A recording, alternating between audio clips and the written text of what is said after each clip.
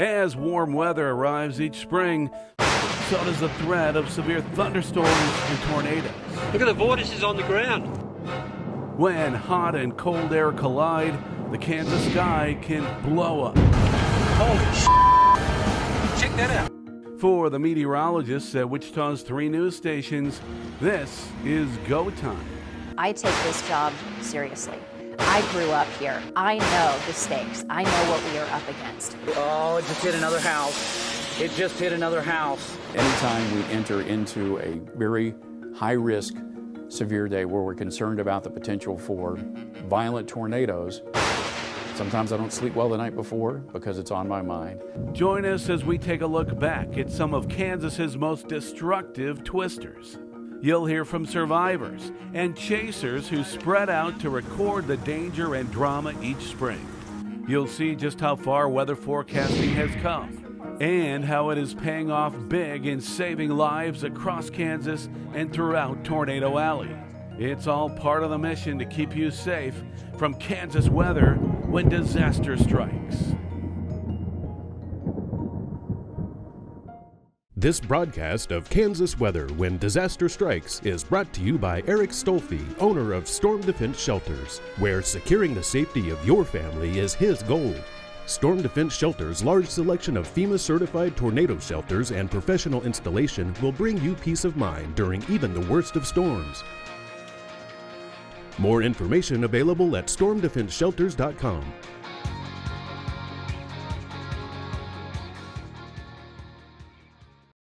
The arrival of spring means the arrival of severe weather here in Kansas. Thanks for joining us. I'm Meteorologist Merril Teller. In an average year, Kansas experiences more than 90 tornadoes. Yeah, that's second only to Texas. And in fact, by square mile, Kansas ranks first. We can blame the moisture that flows north from the Gulf of Mexico and the Rocky Mountains to our west that channel that moisture right up through Kansas. At the same time, those mountains elevate the dry air that blows in from the west. When those air masses intersect over Kansas, the skies can blow up. Kansas has been hit by some of the most treacherous tornadoes in recorded history. Here's Chris Frank to explain. Long before Greensburg, Andover, Heston, and other recent destructive tornadoes, there were numerous storms which wrought horrific death and destruction in the state. Now, we can't reasonably show all, but we'll highlight a few of the most destructive and powerful tornadoes. For example, on May 25, 1917, headlines then report 25 killed, 70 injured in Sedgwick, Harvey, Northwest Butler, and Marion counties. The tornado touched down 4 miles north of Cheney, then swept through Andale, killing 12, damaging or destroying half the town. In the town of Sedgwick, 8 died, 2 more deaths near McLean and 1 near Elbeen. The tornado was clocked at 65 miles per hour, the fastest on record at that time. The deadliest tornado in Kansas history was May 25, 1955. An F5 tornado nearly destroyed the town of Udall in Cowley County, while most in the town were asleep. Well, of course, the Udall tornado is every Kansan's nightmare. Former KSN Chief Meteorologist Mike Smith researched the Udall tornado, including a chapter on Udall in his book titled Warnings, the true story of how science tamed the weather. The Kansas Historical Society says the death toll reached 87, including 5 victims in the rural area while injuring 270. The Udall tornado was part of a severe storm system which started hours earlier in central Oklahoma. Another F5 tornado in that system struck Blackwell, Oklahoma at 9:30 that night, killing 20, injuring 200, leveling hundreds of buildings before dissipating as it crossed into Kansas. So, there had been tornado warnings and watches associated with that storm, but by the 10 o'clock news, those were allowed to expire. People went to bed that night secure in the knowledge that the TV weathercasters in Wichita had told them all of the storm warnings had expired. And of course, catastrophe was right around the corner. Catastrophe because a second F5 tornado formed west of Arkansas City within an hour of the Blackwell tornado dying. It wiped out Udall at 10:35 that night, So between the Udall and Blackwell tornadoes, there were more than 100 fatalities. Even though tornado watches had been issued on an experimental basis since about 1952, 1953, it was kind of a convoluted system before the tornado watches got to the public. Smith says another tornado warning was issued at 10:08 that night. He suspects by the time broadcasters saw and ripped it from the teletype, it was too little, too late to warn people. The tragedy of Udall was one of several high-fatality tornado catastrophes in the U.S. in the early to mid-1950s, which pointed out the drastic need to improve and streamline weather watches and warnings. They weren't timely. It took too many steps. It was a warning from a Kansas Turnpike Highway Patrol trooper that gave folks in El Dorado a few minutes to seek shelter on June 10, 1958. That trooper spotted a tornado crossing the turnpike towards El Dorado and radioed it in. It was 5:40 that afternoon when it struck El Dorado. 13 were killed and nearly 300 homes were damaged or destroyed. On June 8, 1966, Topeka took a direct tornado hit. About 7:30 in the evening, the F5 tornado entered the southwest portion of the city, heading northeast, destroying or damaging everything in its 6-block-wide path. A large portion of the state capital city was devastated. The city looked as if it suffered a massive aerial bombing. Washburn University suffered extensive damage. 16 were killed, more than 400 injured. More than 800 homes were destroyed, another 3,000 greatly damaged. At the time, it was the costliest natural disaster in Kansas. There were tornado watches out that day in northeast Kansas.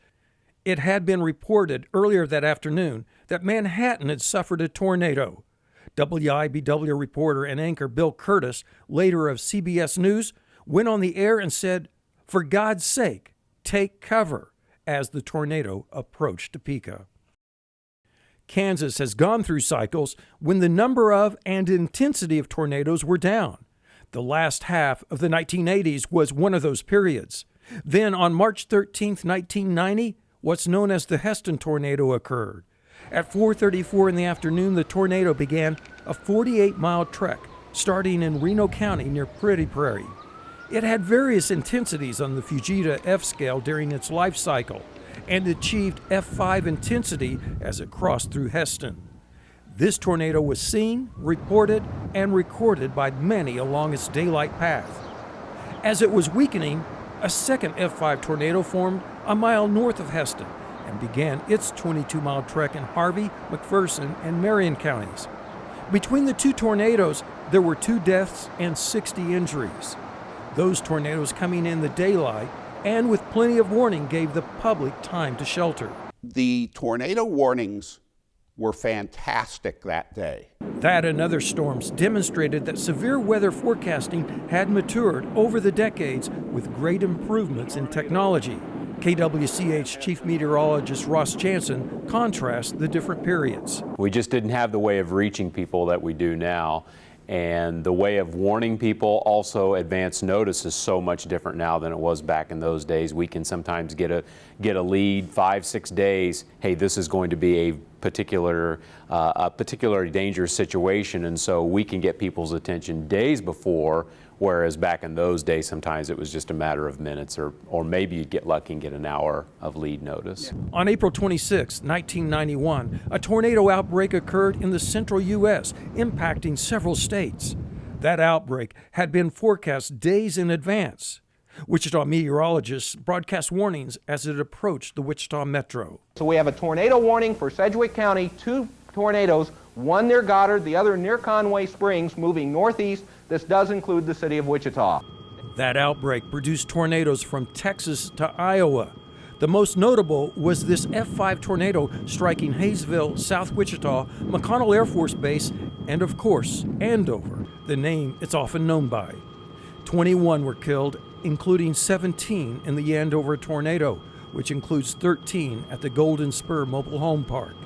On that day, a Wichita man was in the right place at the right time with a new camcorder to video the F5 tornado approaching Andover. I had that new camera, and and I knew I could get some good pictures. And he just happened to have it with him at the time. KTV Chief Meteorologist Jay Prater says this was the start of a period when tornadoes could no longer slip by without being recorded. Let's remember that home video camcorders really started getting into homes in the mid to late 80s, and the price point started to come down. So by the time you got into the early 90s, you had camcorders in a lot of homes, which made the Andover tornado one of the first most videoed tornadoes of its day. Evans says he wasn't nervous about capturing this video. He says he could tell the tornado was traveling at an angle to his position and not coming straight at him. It turns out that Duke Evans was a pretty good photographer, had a great vantage point there at Teradyne, which got him up above the parking lot and was able to shoot long period of time as that tornado crossed out of Sedgwick County into Butler County before it struck the trailer park. He managed to track the deadly tornado for more than 6 minutes. It is a video that most news stations wanted to get a hold of then. Evans says weather scientists also watched and studied it.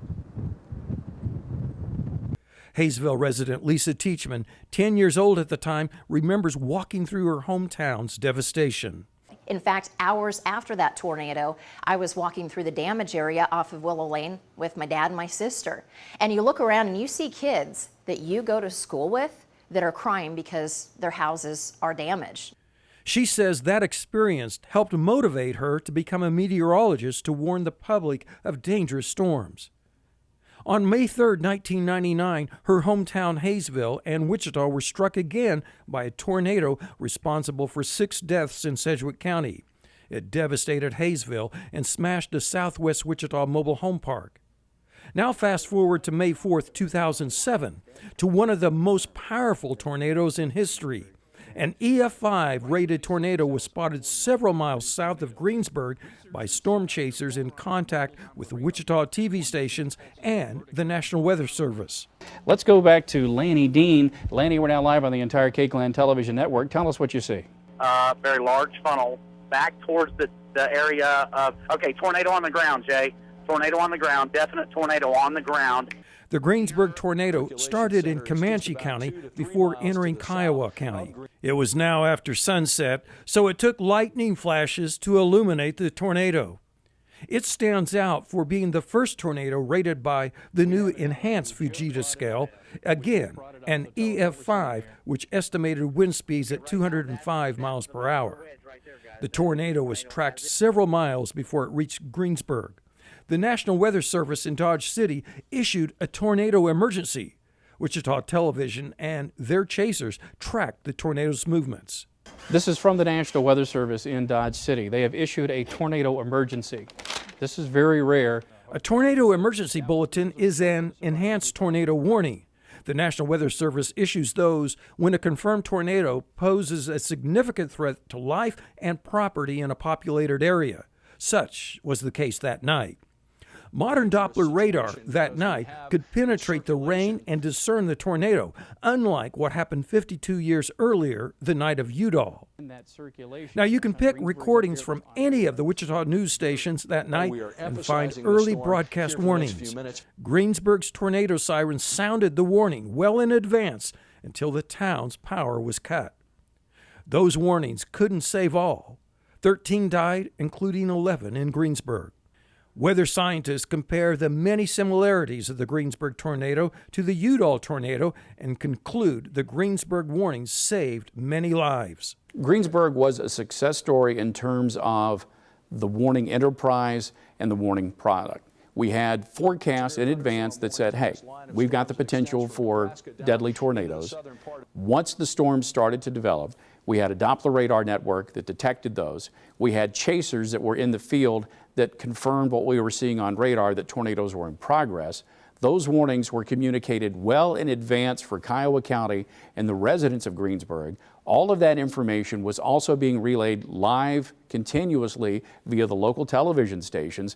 We were live on Channel 13, KUPK, which serves that part of Kansas, long before the tornado got to Greensburg. So everything worked. The Weather Service did their job predicting the conditions. The Weather Service did their job once the radar showed the tornado in progress. The chasers were there confirming what's going on. Broadcast television was on top of it well in advance of the tornado approaching Greensburg. And even that entire night, as that one storm produced multiple deadly tornadoes, everything worked. Private sector, public sector, all working in unison. The Andover tornado was the first in which the Centers for Disease Control did a study to determine how many lives were saved by storm warnings. Their conclusion, 77 lives saved. Journalist Anna Spencer caught up with survivors of that 1991 tornado outbreak. 30 years later, they say that day remains etched in their minds. From her dining room table, Michelle Madison flips through this photo album and retells the events of the devastating tornado that destroyed her home and changed her life. It just blew right through like it was nothing. Nothing. Michelle and her young family lived on an acre lot in South Wichita on April 26, 1991, the date of the infamous Midwest tornado outbreak. It was shortly after 6 p.m. when Michelle's husband Wayne noticed the dark southern sky and quickly began gathering neighbors into the family's basement.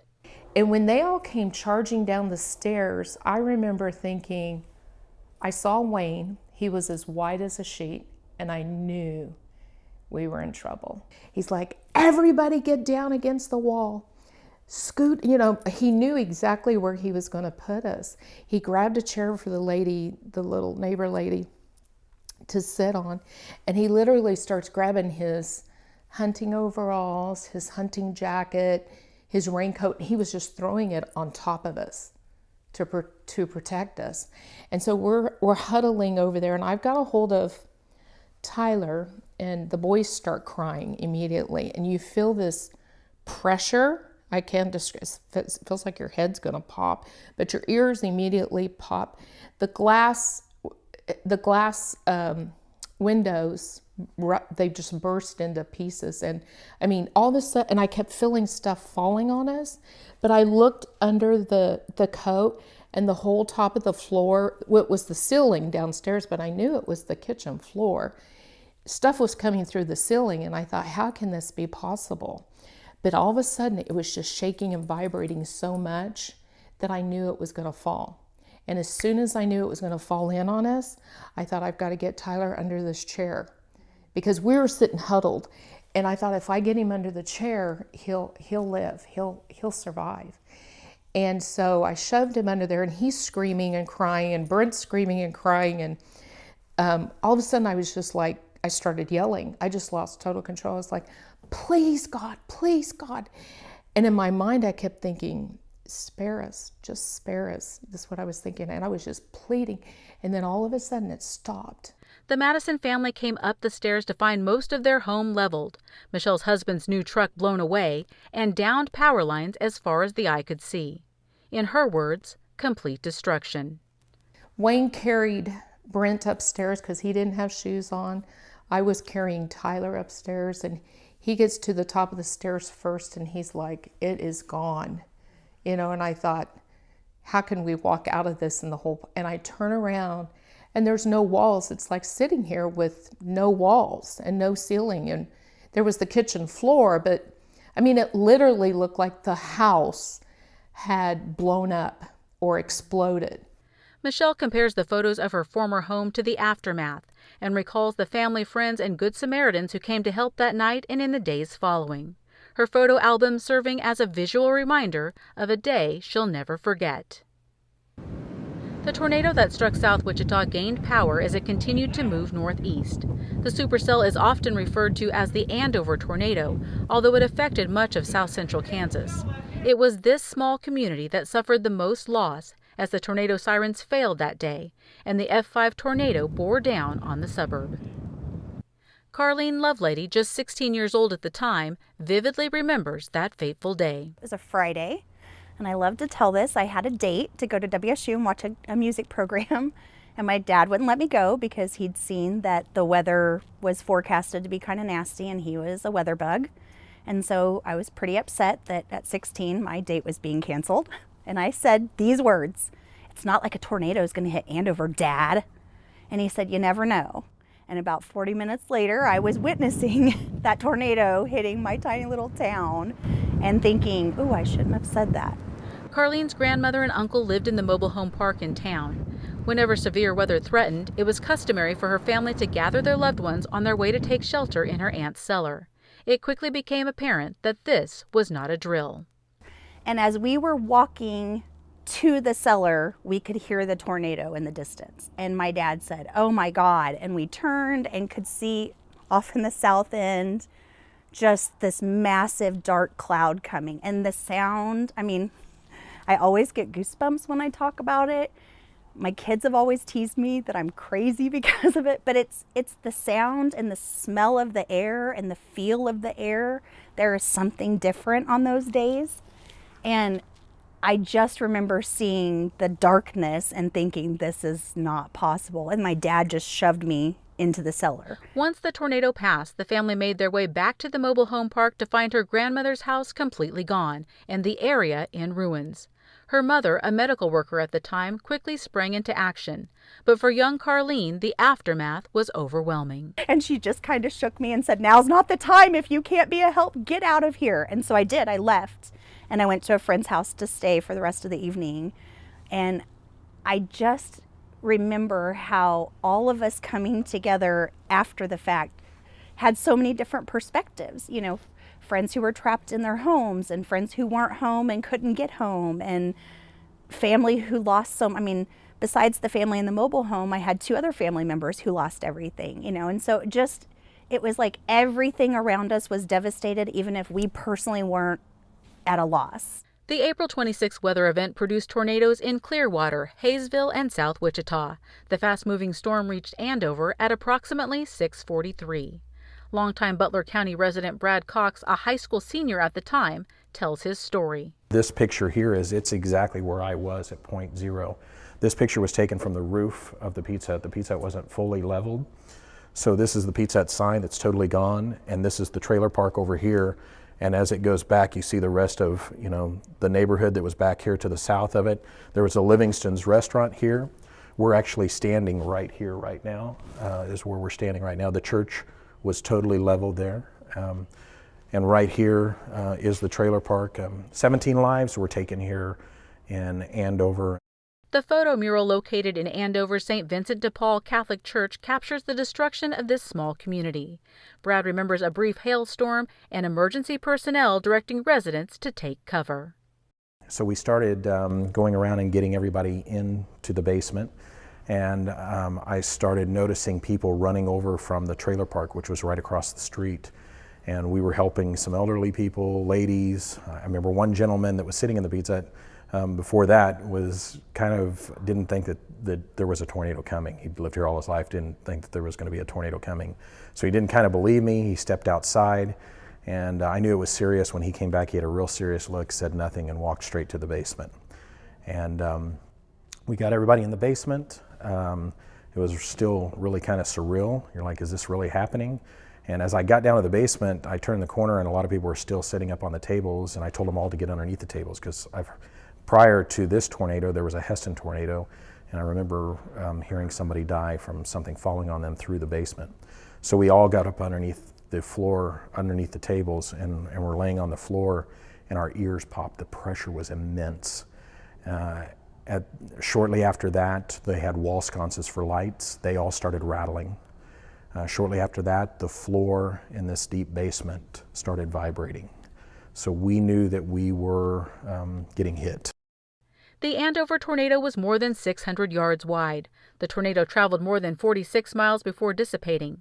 Brad and others quickly moved across the street to the mobile home park, beating rescue workers to the scene, and they started looking for survivors. Pretty tough night, and that the next several days we continued working in there. This was our home. I'm class of 1991. Our class was only around 112, 113 people at that time. Andover was still a fairly small town, and we continued to work and help our neighbors, our friends. My uncle lost his home in Springdale right before it hit Andover. And it was a devastating event for this area. We continue to work for about a week, helping everybody. In the following years, Andover residents worked hard to rebuild their community. Local businesses, churches, and even the mobile home park have been repaired, restored, and rebuilt. This April, we mark the 30th anniversary of the Andover tornado, and while it's easy to take severe weather for granted, the accounts of these 3 tornado survivors remind us that we still live in a part of the country where deadly weather is not only possible, but extremely probable. On that day in 1991, 54 confirmed tornadoes swept across 6 Midwestern states, causing 24 deaths and more than 200 injuries. Property damage that exceeded $250 billion with a B dollars. With so much at stake, there's been a lot of push over the past century or so to continue improving weather forecasting. As Jim Grayway shows us, Kansas is better prepared than ever to save lives from Mother Nature's wrath. The awesome, untamable force of rain, hail, wind, lightning, and tornadoes has astounded and terrified humankind from the very beginning.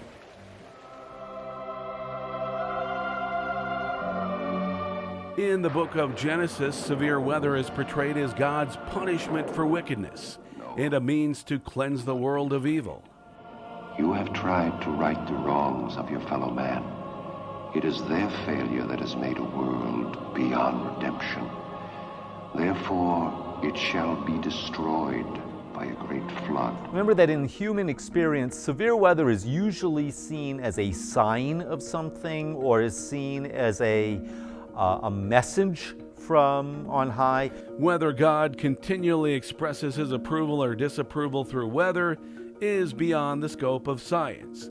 No doubt some residents of Codell, Kansas wondered what they did to deserve such a bizarre, unbelievable beating from Mother Nature. Codell was a thriving northwest Kansas town until terrifying twisters attacked it 3 times in 3 years, in 1916, 1917, and 1918, each time on the exact same date, May 20th. The 3rd time 10 people died, the town was trashed, and the survivors were so frightened nearly everybody moved away.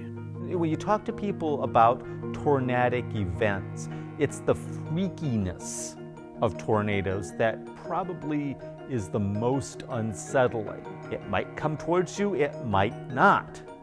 And who knows what's going to happen. And then if a tornado hits or a piece of severe weather hits, you'll talk about situations where one house is devastated and the next house is perfectly preserved. The behavior of tornadoes remains largely unpredictable. However, over the past century and a half, science has made great strides in predicting when and where tornadoes and other severe weather are most likely to strike. In the 19th century, the beginnings of what we would now think of as meteorology really start to take root. And actually, Kansas is one of the centers of this. The big event that solidified the association of Kansas and severe weather is Irving. Irving is a town not too terribly far from Manhattan, and in 1879 it got hit with a horrible, devastating cyclone, as they called it then. And then it got hit by a second one. And early researchers go out in the wake of that and they survey patterns of damage. And they can see how winds moved debris around. That provided a pattern that, hey, maybe we can start understanding this. And that awareness then continues through the 19th century. That's the event in a lot of ways that puts Kansas on the map as a center for severe weather. One of the victims of that Irving tornado was a woman named Dorothy Gale. Years later, L. Frank Baum wrote The Wizard of Oz about a Kansas girl also named Dorothy Gale who was swept up in a tornado.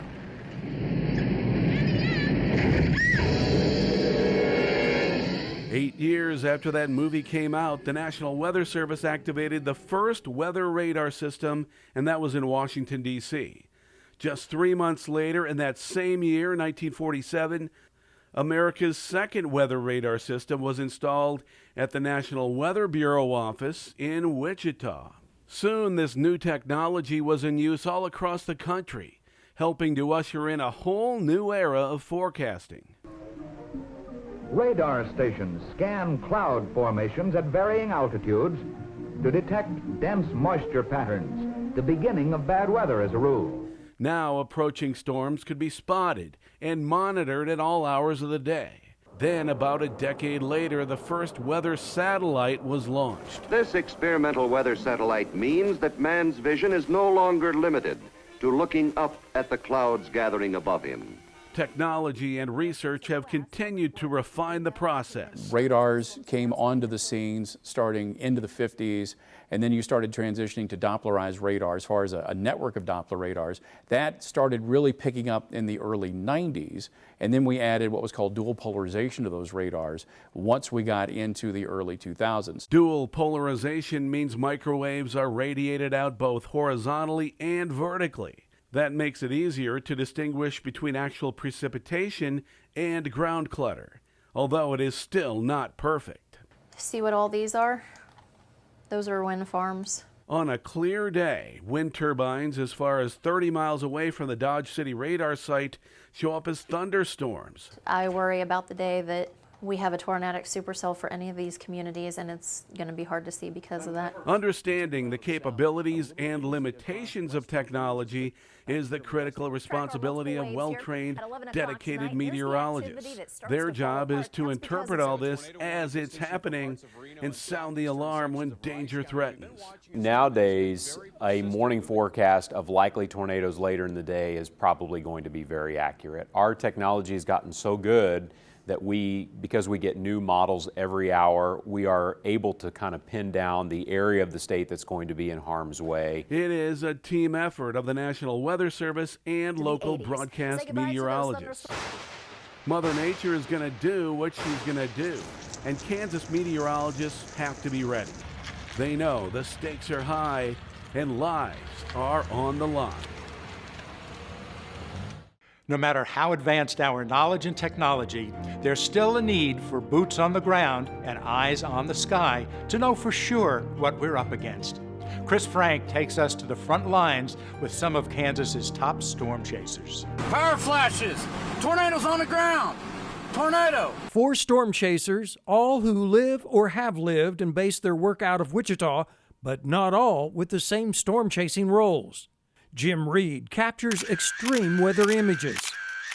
Lanny Dean will take you on an extreme chase tour. Tornado, 100 yards in front of us. The roads are back open for the most part here. Tony Lawback storm chases and reports for Cake Channel 10, while Scott Roberts chases and reports for KWCH Channel 12. So the storm chasers play a valuable role because they tell us what's actually happening on the ground. Smith says as early as the 1950s, there were meteorologists chasing storms to study and try to understand them. It was for science, not so much yet for alerting the public. But fast forward several decades, and many television weather departments employ storm chasers to be part of the weather coverage. Think of the chaser as the eyes on the ground, confirming what the meteorologists are reporting from the studio. I've got dust on the ground, Jay. We've got a tornado in progress. Okay, so we now have a tornado, so we're going to continue our live coverage. But our storm chasers, we rely on them so heavily because if you say there's a tornado warning and then can actually show the viewer what is actually happening, it changes the messaging that much. Chasers can give real-time confirmation of what radar is showing. They need eyes on the storm to be able to know what's actually going on. Sure, they can see the upper level rotation, but is it producing anything on the ground? They don't know until somebody tells them. Roberts was chasing for Storm Team 12 the night of Greensburg. On May 4, 2007, local weather forecasts predicted potential trouble brewing in southwest Kansas. As storm clouds grew near Woodward, Oklahoma, Roberts prepared for them to cross into Kansas. And there was just something in my instinct that said that set of storms that's starting in Woodward is going to end up being our storm of the day. He repositions to the Comanche County town of Protection. Sure enough, a tornado is soon spotted. Saw some of the first tornadoes down there. Roberts captures some images of that tornado as lightning illuminates the night sky. And so then I ended up coming up on the Greensburg tornado from the south. Tornado number 2. Oh, it just hit another house. It just hit another house. Like Roberts, Lanny Dean was also one of several chasing the night of Greensburg, at the time working for Cake TV. Let's go back to Lanny Dean. Lanny, we're now live on the entire Cakeland television network. Tell us what you see. Very large funnel back towards the area of, okay, tornado on the ground, Jay. Tornado on the ground, definite tornado on the ground. Near, I'm going to put it close to Sitka. Dean believes the storm chaser plays a vital role in alerting the public to severe weather. Helping to get the word out of that warning or that watch or information back to the National Weather Service or the local media outlets and become truly a part of the warning dissemination process. I've always had an interest in weather. Tony Lawback and Lanny Dean have this in common. They both cut classes for their first storm chase. I actually got in trouble for ditching classes to go storm chase. It was basically in my blood. In his blood, he says, enough so not to only chase, but also, like Dean, to study to become a meteorologist. The Ohio native says he's had a fascination with natural disasters since his youth.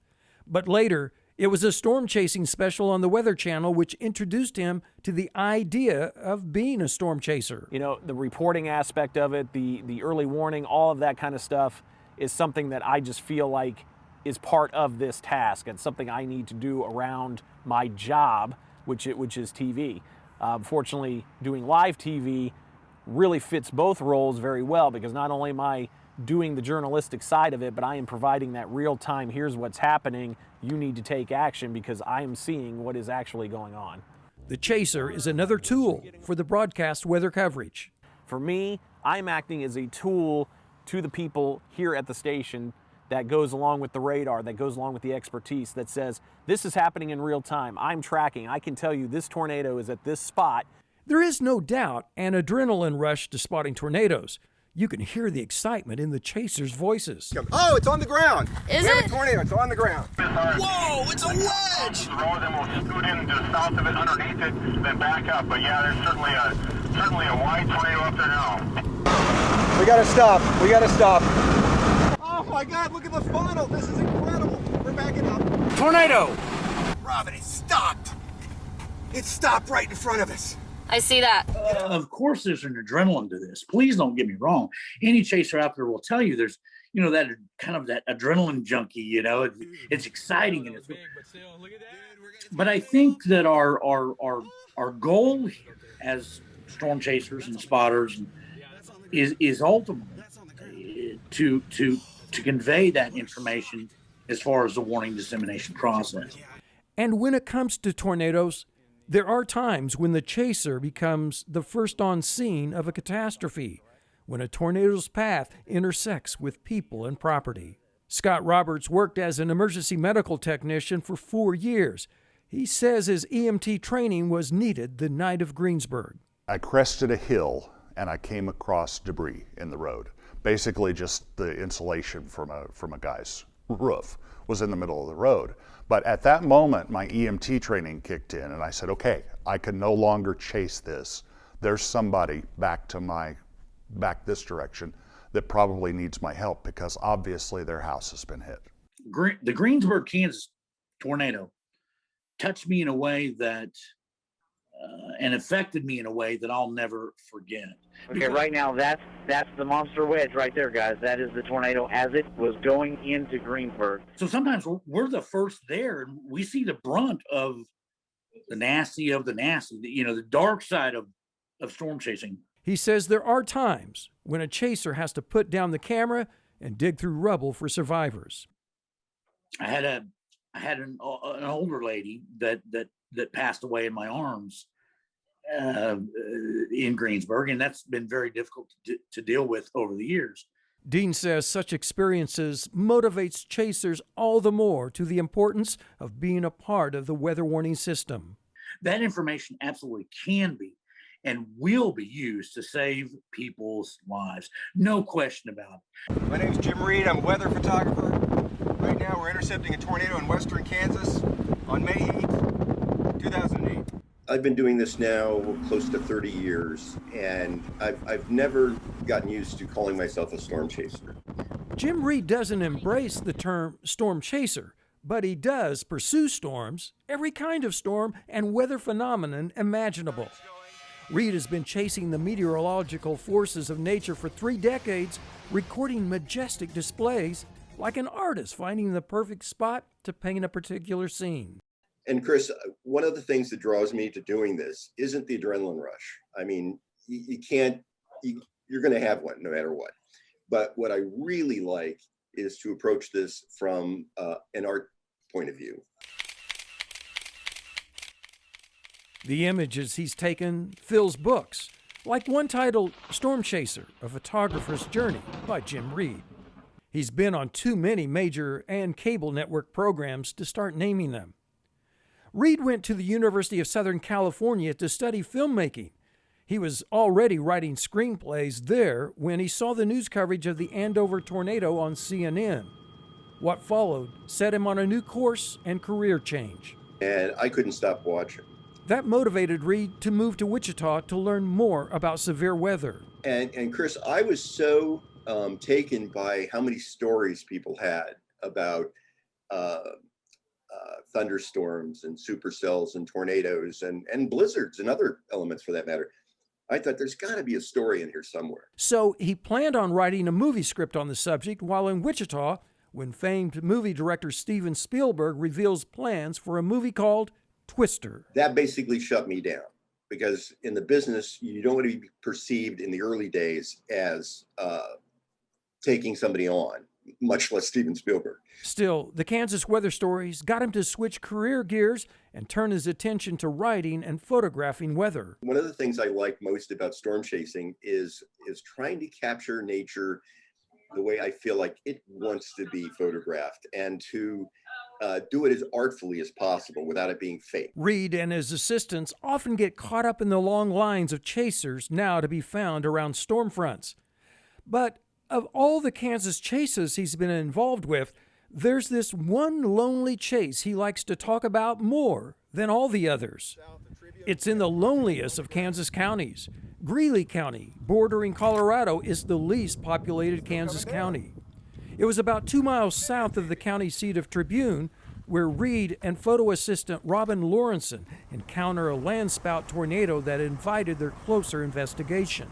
First of all, we were in this wide open field where no crops were at risk.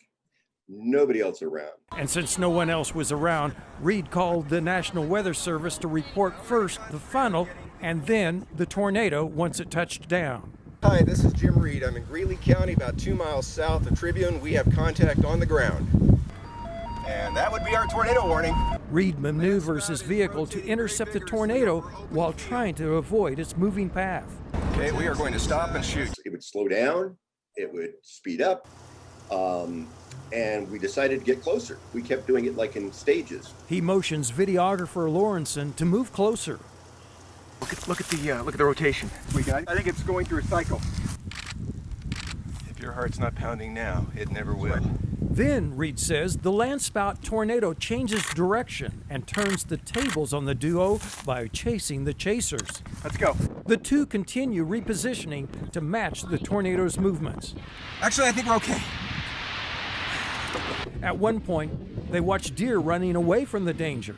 Reed and Lawrenson have to flee also. So now it's coming pretty much straight at us. Getting closer and it's growing. He does evasive driving to get away. We're doing great. Still looks like it's coming towards us, but... Oh my God, this is too eerie. But then... It stopped right in front of us. I see that. Get out, shoot it. We're okay. Reed sees this as an opportunity. I did not plan to run up to any tornado that day. But here, he's getting as close as anyone without a death wish might dare. But it had stopped, and I could see the ribbons of dirt slowly coming downward instead of going up. And so that said to me, Chris, it's weakening. Still, he says, you can't take anything for granted, but he figured he could still turn around and run if he had to. And it almost felt like it wanted to pull me. At this point, he knew this was as close as he should go. My style of storm chasing, I find it very difficult to turn my back on a storm. You just don't turn your back on something that incredible. And so you'll see me backing up, and then you'll see me crouched down. And a lot of people have always thought, oh, he's getting a low angle shot. He's trying to get the whole vortex in with a wide angle lens. Chris, I was on my knee. I gave thanks. That was one of the most incredible moments and incredible days. And with every passing year, I respect it more.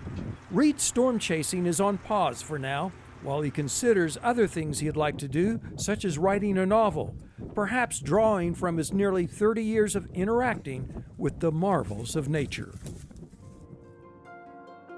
Storm chasing is a career for some and an avocation for others. For the couple in this next story, it's become an exciting way to spend their retirement. Jim Grayway shows us how a husband and wife from Australia have made Kansas their second home, just so they can chase tornadoes every spring. The spectacle, the danger, Look how quick that dust is going up. the drama. You report a tornado on the ground. Large. This is the epic reality of Kansas weather. And right in the middle of it all, you'll find Clive and Jane Herbert. The storms here, the dynamics work so quickly. They may be from down under, but their fascination lies up above Tornado Alley. Once you've chased storms in America, you have to come back and do it again and again. Holy sh**. Check that out. Their addiction to the awe and mayhem drove the Herberts to buy a house in central Kansas. They move here each spring and wait for Mother Nature to flip her lid. There's no place on the planet where you get storms like you get here. Look at the vortices on the ground. We just go where the weather takes us. So we come over here in mid-February most years. We go to one of the conferences, Chase the Con, and that starts our season. And then we chase the snow and we chase the frost for a couple of months, and then the storms start. Check that out. One memorable adventure that sticks out is this one in western Kansas, the year 2013. There were thousands of tumbleweeds suddenly came out of the southwest and covered us up completely. The video is fantastic. It's the weirdest thing we ever saw in a supercell thunderstorm was the attack of the killer tumbleweeds. From their home in Hillsboro, Clive and Jane continually scour the forecast. And if there's a chance of an outbreak anywhere in the middle U.S., they pack up and hit the road. What we have here is our Davis weather instrument. That's a vantage view. That's one of the most robust weather stations you can get. That's been through hailstorms and tornadoes. Our stuff is already loaded in the vehicle, our camera gear. Jane takes care of all the technical aspect. Jane's a wizard at technical stuff. And in the front here, we've got our setup for the computer. I know the sun's shining on it. And Jane sets all that up with the different software so we get live radar. Their technology is the latest, but their fascination with storms is as old as they are. We were just born like that. We get called weather people. We are just, I don't know why, we're all born with something of interest. Even you were born with something that interests you all your life. I met up with a friend about 10 years ago that I'd gone to school with in elementary school. And her first question to me was, do you still do what you used to do in 4th grade? And I said, what was that? And she said, if there was a storm around, you had your nose on the window, you couldn't hear anyone, you couldn't even hear the teacher. Do you still do that? Yeah, I do. This twister chasing twosome were solo acts until 20 years ago. Then weather brought them together. I got a phone call one day from someone who rang me up and said, I hear you like storms. That was him. Yeah. He'd been given my number by someone else. They started chasing weather together and then got married. When Clive retired from his career as a train engineer, the two set their sights on Kansas. And America was the place to go. Even 30, 40 years ago, I wanted to come to the plains. It was impossible then. They say central Kansas is the perfect home base for storm chasing. Why Kansas, not Oklahoma or Texas? You can get anywhere fast from here. We spend some time out on the roads, maybe a month to 6 weeks every year. The rest of the time we go back to the house and wait for the next storm. From the ground to the sky, it is go time for Jane and Clive whenever severe weather threatens. but they insist they always keep a safe distance from the danger. And that is the bottom line. Jane and Clive, like all good storm chasers, have been trained. They know what to do and what not to do. It's wise for all of us to keep a safe distance from severe storms as best we can. Pay attention to watches and warnings. Have a plan, and like the Boy Scouts say, be prepared. And take cover when dangerous weather threatens. Chris Frank talks with our weather experts about Kansas's obsession with severe weather and offers tips to keep you and your family safe when dangerous storms approach.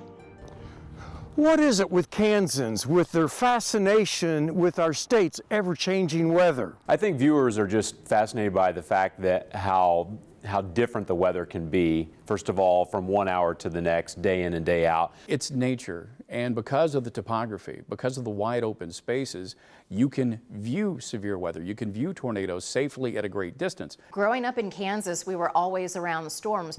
Tornadoes can occur in any part of the country, but this center area of the U.S., including Kansas, is called Tornado Alley for a reason. One of the things that makes this such a ripe location for tornadoes, first of all, our proximity to the Gulf of Mexico, being straight north. When the wind comes out of the south, you bring up rich, moist air from the Gulf of Mexico. And we also have this big wall to our west being the Rocky Mountains, so that helps to funnel that moisture right up into the plains. So you've got more moist air, you've got an atmosphere that wants to lift it, so that creates clouds, and the more it wants to lift air, that's when the storms are more violent. And there are seasons when those storms are more active and likely to occur. Anytime from March 15th through June 15th. That is our window here in the KSN Storm Track 3 Weather Center that we always need to be on guard. In the fall, we have a secondary severe weather season or tornado season that lasts about a week or two. Local meteorologists talk about a feeling of responsibility to alert viewers. Oh, there is a lot of pressure too. And I think it's because I take this job seriously. I grew up here. I know the stakes. I know what we are up against. So I think the role of a local meteorologist is we know our viewing area the best, and we know the geographical features. We know the history of how storms behave in this area. All three of the TV stations have excellent meteorologists. It still falls on the responsibility of all of us for our own safety to pay attention to the weather and forecasts. Our weather experts advise us to have a storm response plan and to review and rehearse it before severe weather arrives. If you are home when the warnings come, head to a basement if you have one. Basements are very common in Kansas. If you don't have a basement, take shelter in a small room in the interior of the house, like a closet or bathroom, or under a sturdy desk or table. You will want to stay away from outside walls, windows, or doors. Schools regularly practice tornado drills. Workplaces should too. Now, if you are caught outdoors and can't get away from the tornado, get to the lowest spot available. And if you are driving, head away from the tornado's path and seek shelter. A car is not a safe shelter. There are plenty of images of cars wrapped around trees to prove that. The experts say what's most critical is to have access to current weather information. That includes having battery backup for your radio while you're sheltering. What I often tell our viewers is there's no reason to panic or be afraid. Just make sure you have a way of getting information. And when that day comes where we think there's a high risk of severe weather, make sure you have multiple ways to receive critical weather information. Don't rely on any one method. NOAA Weather Radio, it's old school, it's FM radio, but it just works. It's awesome. Much like every home has a smoke detector, I think every home should have a NOAA Weather Alert radio. Just to me, it's a no-brainer. There's so many different ways of getting information. There really isn't that excuse of there was no warning. But so many people don't regularly stay informed. Now, one might say, well, I watched the forecast 2 days ago or even yesterday. That's not good enough when it comes to severe weather, say the weather experts. But here's the thing, we're always constantly getting new information, which means that forecast is going to change. It is a forecast, it is not a fact. So stay up to date. Meteorologists can usually forecast potential severe weather days in advance, but they say those forecasts are constantly refined and updated with new information coming in as the storm approaches. So it's important, they say, to regularly check with their latest forecast. Mike Smith says the primary way Kansans get their weather watches and warnings is from television. But he expects that to change in the not-too-distant future of 3 to 5 years. That's going to be replaced by apps. He says there are apps you can get now which will only alert you of a tornado if you are in the direct path of it. The apps will know where you are based on your smartphone location. So over time, I think apps are going to replace television as the number one source, but there will always be a need for television because the TV meteorologist can give you the background, where the tornado is, what it's doing, where it's moving toward, but the app can do a better job of getting a warning to you instantaneously. But there are questions of those being reliable to be your sole source for weather advisories. The apps are wonderful. The apps are fine, but the problem is the apps require connectivity.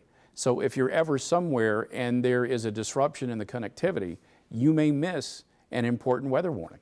And missing or receiving a warning can be the difference in life and death. Other than it looks like it's coming right at us. Again, local media can announce watches and warnings and track a storm's every movement. But it's still up to all of us to pay attention because our lives depend on it. I'm Meteorologist Merril Teller. Thanks for watching, and please be safe.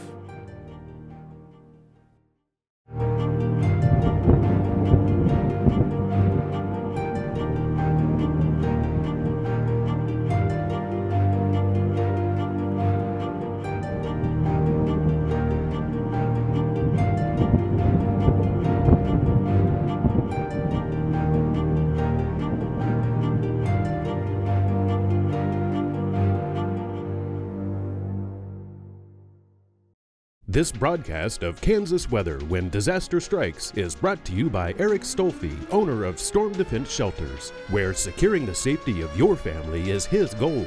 Storm Defense Shelters' large selection of FEMA-certified tornado shelters and professional installation will bring you peace of mind during even the worst of storms. More information available at stormdefenseshelters.com.